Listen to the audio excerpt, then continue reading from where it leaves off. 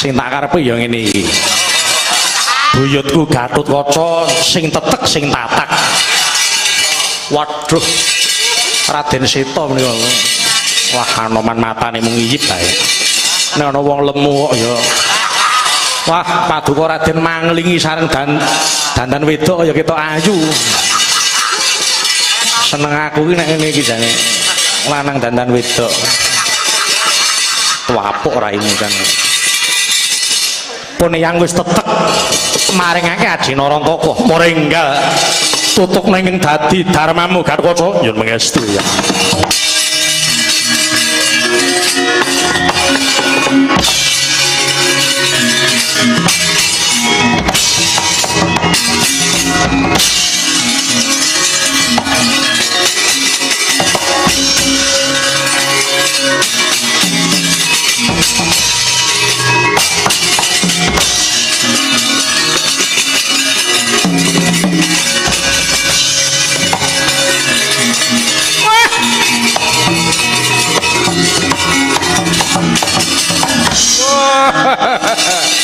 Arep ngejak piye cekake?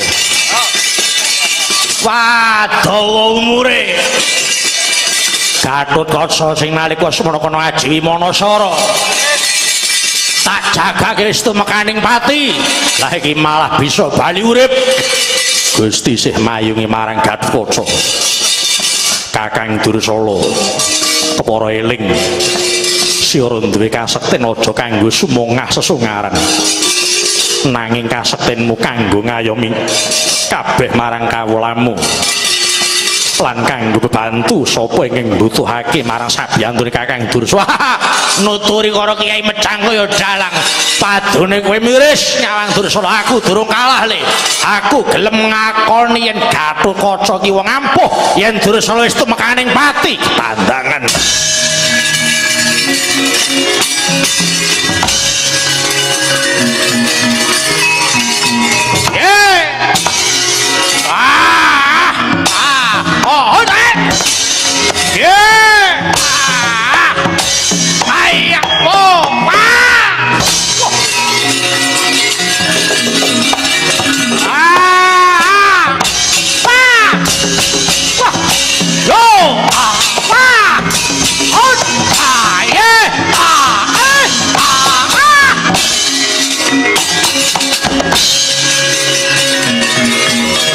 Aji Wimanasara tak kaono le.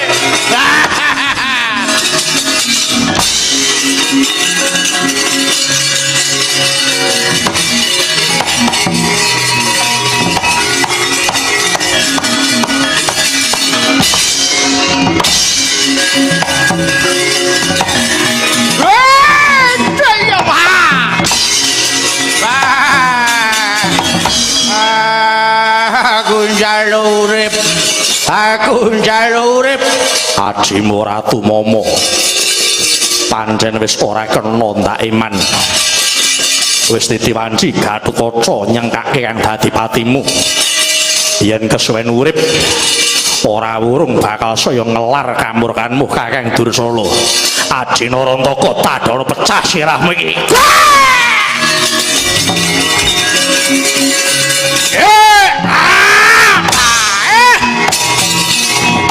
Wah, ayo pilih.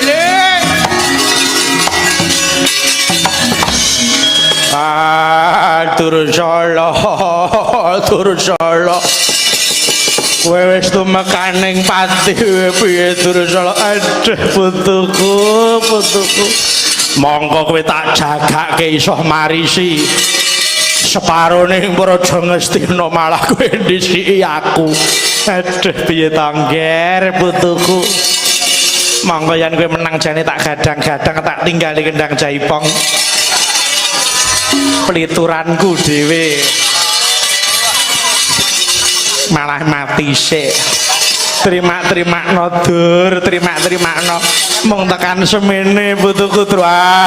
Bune, anakmu mati bune.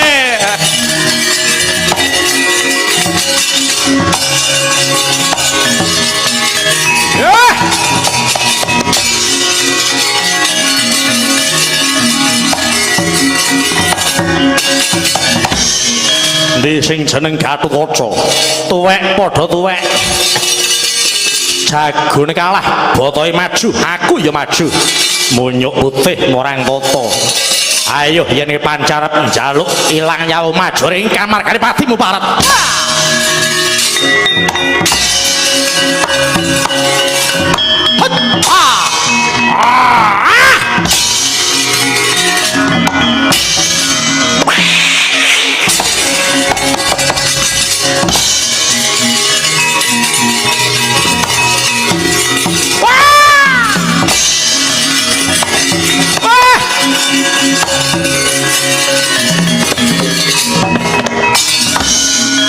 wah keparat bedas elek sida ngerti marang lakuku ayo Godhayitma ora urip ora mati mung tansah gawe cilakaning liyan membo bulus poling Hanoman ora bakal pangling mambu mayit aku tetep bakal bisa ngerteni marang lakumu wah jane aku wis entuk dalan sing penak banget aku wis entuk dalan sing penak banget mateni para Pandhawa mati Janaka mati sak patine Janaka Sembadra kelakon dadi bojoku aku iso urip meneh kuwi sing dadi kekarepanku ning gagal wigar gara-gara bedas elek Anoman hayo Anoman ora bakal mati yen ora bareng karo Godhayitma yo iki tak akoni aku kalah liya wektu tangkap patimu Anoman parat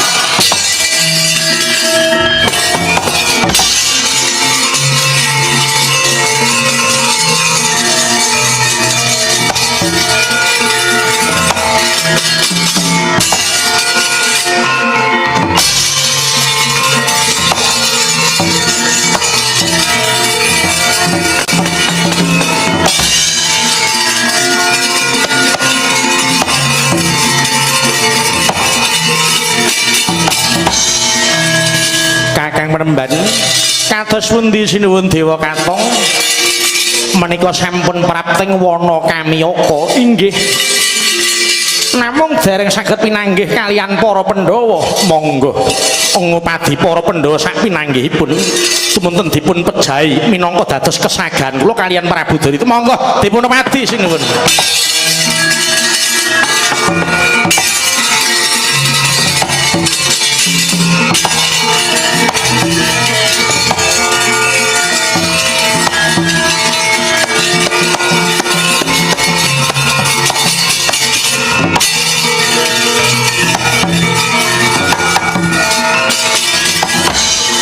ana wong bagus sapa iki Angka Wijaya bali takon aku Begawan Dewantaka duwe karep apa sih ora mlebu ana madyaning wana Kamiyaka aku arep goleki sing jeneng Pandhawa yen wis ketemu kelakon tigas murdane aja langap-lang waton ngucap kelakon penjang kabupaten bisa nglangkai bangkene Abimanyu lho kowe apane Pandhawa iki anak lanang panengah Pandhawa Raden Harjuna oh anak Pandhawa dadi klilipku parat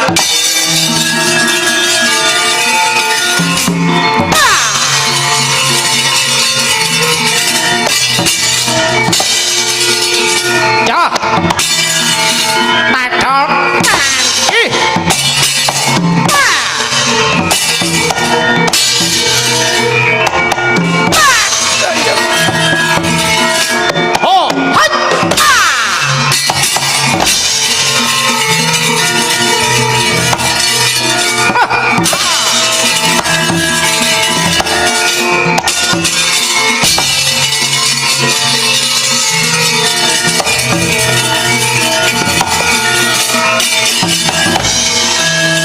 iki ana ratu ingkang iya-iyaan tekan alas kowe sapa Prabu Dewa Katong kowe sapa aku Semar kowe tekan wana Kamiyaka arep apa goleki para Pandhawa yen ketemu Pandhawa bakal tak tigas murdani kuwi minangka sirahe kanggo serasran nggonku nglamar putri saka Ngastina apik tekonmu ya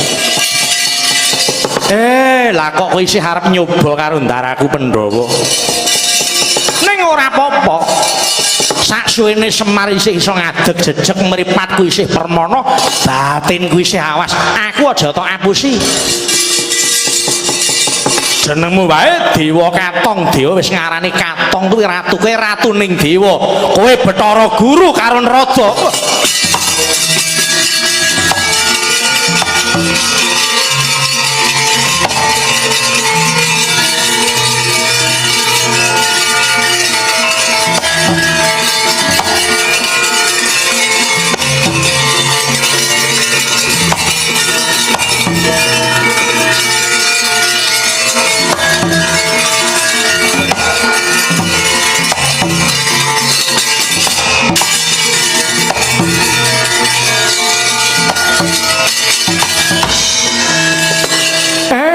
Ndara Wisanggeni ingkang prapting wana Kamyaka. Iya Mbah Semar. Wonten menapa Gus? Aku golek ratu lan pendhita saking Praja Parangkusuma Prabu Dewa Katong karo Begawan Dewantaka. Iya. Aku golek pendhita sing rupane kaya pincuk. Arep tak pala gantang. Dheweke arep mateni para pepundhen Pandhawa. Mula aku ora trima. Mangke rumiyin kepareng sareh. Begawan Dewantaka Prabu Dewa Katong menika namung sesinglon. Kok ngono? Inggih. Sejatosipun Begawan Dewantaka Prabu Dewa Katong inggih Bathara Guru kaliyan Narada ingkang sampun jugar menika waras.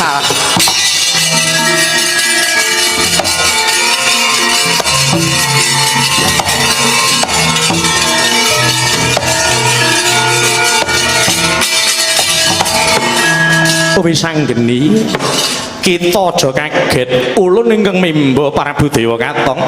Ya Wisanggeni ulun sing mimba Begawan Dewantaka. Wah tujune ora tak bedah wetenge kae mau.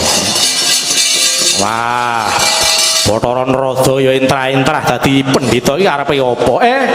Bathara Guru kowe duwe karep apa dadak mimba ratu barang? Ya Kakang Semar. Ulun mimba Narendra iki mau awit ulun nguningan yen to wektu dina iki Wisanggeni bakal njaluk bali Praja Ngastina. Mongko Kakang bali ning Praja Ngastina kudu tinebus srana perang Bratayuda Jaya Binangun. Perang Baratayuda kuwi ora mung mujudake perang rebut negara, nanging kuwi minangka kanggo perang titikan sapa ingkang nandur bakal ngunduh. Mula yen to nganti Wisanggeni kasembadan nyendal mayang Praja Ngastina, bakale pendolan kabeh sak peranakane kena siku dendaning dewa, awit dhewe sing larsaka kodrat ingkang kudu lumaku. Iya Bathara Guru, aku ngaturke penuwun dene kowe Bathara Guru mung tansah ngelingke marang momonganku. Ndara Wisanggeni. Ana apa, Mbah? Menika pepeling tumrap dhateng Paduka. Nadyan Paduka sih nom aja nganti tumindake guru-guru semengke malah mindak keseluruh mboten sae dadosipun. Oh iya. Ning aku ya ora luput to, Mbah. Yen to aku njaluk Praja Ngastina sing dadi duwek ing pepundhenku Pandhawa. Inggih, mboten lepat. Nadyan bener namung menawi kirang pener anggenipun nyetrapaken menika malah dipun gegujeng jagat, Gus. Oh iya. Aku ngaturake panuwun pukulun dene kowe wis ngelingke marang Wisanggeni. Ya Wisanggeni. Ulun namung ngelingke marang kita Wisanggeni, nadyan kita duwe kasekten. Ulun percaya Ngastina para Kurawa ora ana ingkang bisa mapaki kasekten kita Bambang Wisanggeni. Ning kasekten kita kuwi ora kanggo sarana baline Praja Ngastina. Kasektening Bambang Wisanggeni minangka kanggo memayu hayuning bawana kalebu kasektening Antasena. Ya, ngaturke penuwun pukulun. Iya Bathara Guru, aku ngaturke penuwun. Sakwise rampung dadi kewajibanmu kepiye sing dadi karepmu? Ya Kakang Semar. Srantekna sawetara awit wektu dina iki para Pandhawa isih sinengker jroning lelakoning jagat. Yen wis wahyaning mangsa kala tumuli bakal timbul. Yen to nganti sumengka nggone kepengin ketemu kelawan para Pandhawa kuwi malah mbilaeni sak bisa-bisa Pandhawa bisa mbaleni paukuman 12 taun meneh. Mula Abimanyu